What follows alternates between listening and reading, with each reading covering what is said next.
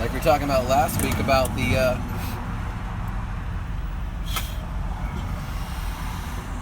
differences from one situation to the next, from Matthew to Mark, and it shows the same story, but the drastic difference is kind of interesting. How something seems to be so poignant, and then it seems to be totally ignored the next chapter. Like it's just like so strange how why would they miss something so seemingly important?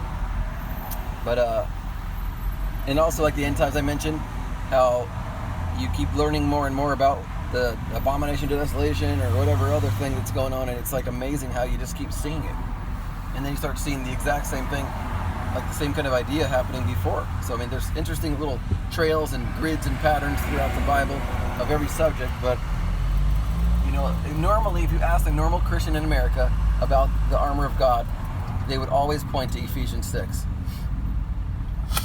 Put on the whole armor of God.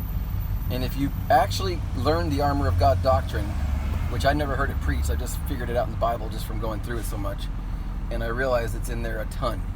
I mean, if you wanted to go through it and just really comb it through truly and find out all the times that would talk about something that's like armor, you know, the doctrine of the trees and the doctrine of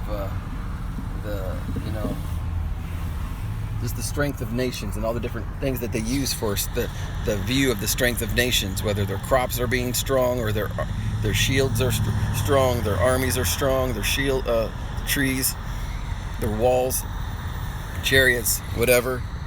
And it describes the person, like, you know, Christ being so strong, having everything upon his shoulders, whatever. Really, really interesting. And there's different ways of looking at how the nations are all held by him. It's on his shoulders in this tense of warfare, like a armor of God type of an emphasis. And then you see it under another emphasis where he's the chief cornerstone that the builders have rejected. He's the one that holds it all together. The chief cornerstone is, it's either looked at two different ways, but yet it's still the stone that everything banks on. Everything is constructed and held together by one rock, one stone, the stone that the builders rejected. So they reject the thing that holds it all together, so of course it's going to come crumbling down like the Philistines statue, or, you know, their temple or whatever, their palace or whatever. Their whole fortress comes crashing down. But you can see just many threads. You just go on and on and on. It's fascinating, really. I think it'd be fun to just keep on mentally just going there and just writing it all down, and then just keep adding to it, just keep flowing through.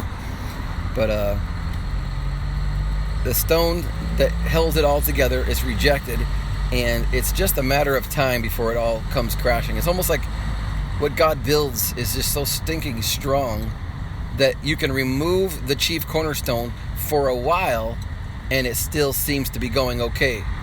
And that's the deception of the mind of man. They think, let's remove God and go ahead and do it. But it's a chief cornerstone, you blithering idiot. It's just a matter of time. Watch a generation or two.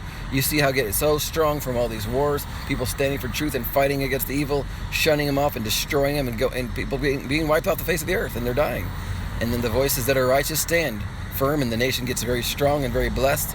And America happens to be the most strongest and the most longest blessed nation, the most blessed for the longest period of time in world history. A lot of us have lived